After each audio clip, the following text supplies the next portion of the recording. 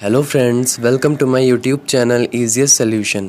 Friends, इस video में आज हम देखेंगे difference between formal and informal communication. Formal communication ऐसा कम्युनिकेशन है जिसमें हमें कुछ set of rules and regulations को फॉलो करना पड़ता है। जैसे आपने अपनी कॉलेज लाइफ में कई बार अपने प्रिंसिपल को एप्लीकेशन लिखी होगी, तो वो आता है फॉर्मल कम्युनिकेशन में, क्योंकि उसमें हमें कुछ set of rules and regulations को फॉलो करना पड़ता है। जैसे किसी कंपनी में एम्प्लॉय कम्युनिकेट करेगा तो उसे एज ए एम्प्लॉय कम्युनिकेट करना है, अगर मैनेजर कम्युनिकेट कर रहा है तो उसे एज अ मैनेजर कम्युनिकेट करना है। यहाँ पे डिग्निटी को भी ध्यान में रखना पड़ता है कि हम क्या हैं, उस हिसाब से हमको कम्युनिकेट करना होता है। इसमें ज़्यादातर रिटन फॉर्म ऑफ कम्युनिकेशन का यूज़ होता है। इनफॉर्मल कम्युनिकेशन वो कम्युनिकेशन है जैसे हम अपने फ्रेंड्स से कम्युनिकेट करते हैं, अपनी फैमिली मेम्बर्स से कम्युनिकेट करते हैं। यहाँ पे कुछ रूल्स एंड रेगुलेशंस को फॉलो नहीं करना पड़ता या फॉर्मेलिटीज़ नहीं करनी पड़ती हैं। फॉर्मल कम्युनिकेशन में हमको फॉर्मेलिटीज़ करनी पड़ती हैं। So formal communication, the communication in which the flow of information is already defined is termed as formal communication. इसमें flow of information already defined होता है। जैसे मान लीजिए किसी ऑर्गेनाइजेशन की अगर हम बात करें तो उसमें अगर एम्प्लॉय को कोई प्रॉब्लम है तो वो अपने सुपरवाइज़र के पास जाके बोलेगा, ये नहीं कि वो टॉप लेवल मैनेजमेंट के पास सीधे पहुंच जाए। सुपरवाइज़र को कोई प्रॉब्लम है तो वो मिडिल लेवल से कम्युनिकेट करेगा, और मिडिल लेवल को कोई प्रॉब्लम है तो वो टॉप लेवल के पास जाएगा। तो यहाँ पे एक चेन डिफाइंड होती है, इसी चेन के अकॉर्डिंग कम्युनिकेट करना होता है। For example requests, commands, orders, reports etcetera, ये हैं फॉर्मल कम्युनिकेशन के एग्जांपल्स। अब हम देखते हैं type of formal communication. First is upward और बॉटम अप। अपवर्ड और बॉटम अप का मतलब होता है जिसमें कम्युनिकेशन ऊपर की तरफ जा रहा हो। जैसे मान लीजिए एम्प्लॉय ने अपना कोई मैसेज कन्वे किया सुपरवाइज़र के पास, फिर सुपरवाइज़र ने कन्वे किया मिडिल लेवल मैनेजमेंट के पास, फिर मिडिल लेवल ने कम्युनिकेट किया उसको टॉप लेवल मैनेजमेंट के पास। तो यहाँ पे नीचे से ऊपर की तरफ मैसेज जा रहा है तो इसे हम बोलेंगे अपवर्ड कम्युनिकेशन और bottom up. Second is downward और टॉप डाउन। तो जैसा कि नाम से पता लग रहा है कि इसमें मैसेज ऊपर से नीचे की तरफ फ्लो हो रहा है। मान लीजिए टॉप लेवल ने कोई ऑर्डर या डायरेक्शन पास किया मिडिल लेवल के पास, मिडिल लेवल पास करेगा लोअर लेवल के पास। तो यहाँ पे ऊपर से नीचे की तरफ कम्युनिकेशन हो रहा है। नाउ हॉरिजेंटल और लेटरल कम्युनिकेशन।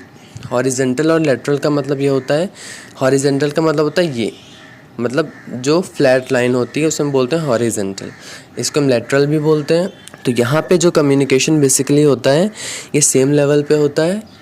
जैसे मान लीजिए किसी डिपार्टमेंट के एम्प्लॉयज़ हैं तो वो आपस में जो कम्युनिकेशन कर रहे हैं, या कोई सुपरवाइज़र है वो आपस में कम्युनिकेट कर रहे हैं, या टॉप लेवल मैनेजमेंट में जो भी बैठे हुए हैं वो आपस में कम्युनिकेट कर रहे हैं। मतलब यहाँ पे सेम लेवल में जो कम्युनिकेशन होता है उसे हम बोलते हैं हॉरिजेंटल और lateral communication. Next is crosswise और diagonal communication. The communication between the employees of two different departments working at different levels.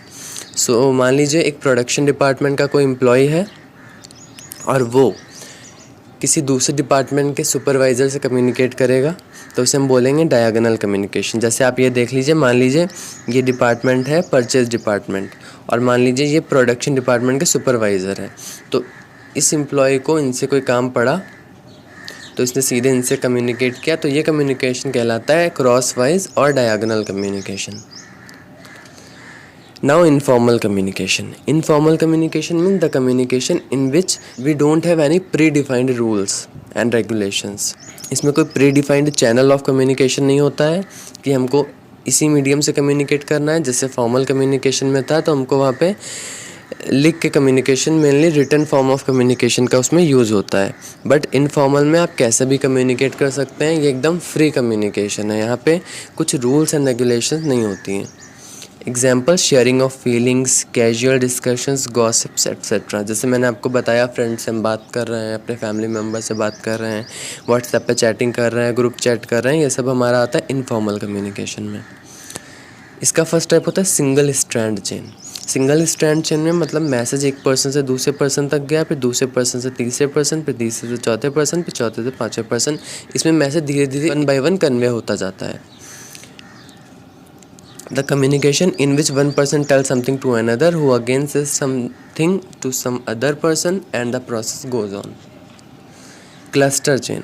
Cluster chain में क्या होता है कि the communication in which one person tell something to some of its most trusted people. तो इसमें सबको message convey नहीं होता है, बल्कि एक पर्सन अपने ट्रस्टेड लोगों को वो बात बताता है या कम्युनिकेट करता है, अब वो फर्दर अपने ट्रस्टेड लोगों को तक उस मैसेज को कन्वे करते हैं। तो इस तरह से इसमें कम्युनिकेशन होता है।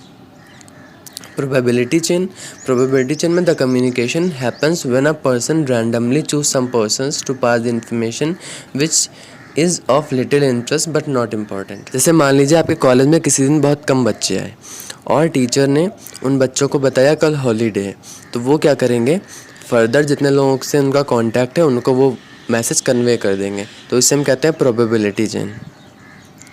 गॉसिप चेन इसमें ग्रुप होता है, ग्रुप का एक मेंबर होता है, एडमिन होता है, वो हर मेंबर को कम्युनिकेट करता है। जैसे मान लीजिए क्लास का मॉनिटर है, तो उस मॉनिटर को जो टीचर्स होते हैं, क्लास टीचर्स होते हैं, मॉनिटर को बता देते हैं, कोई भी मैसेज देना होता है मॉनिटर को दे देते हैं, फिर मॉनिटर पूरे क्लास को कन्वे कर देता है। तो this is called gossip chain.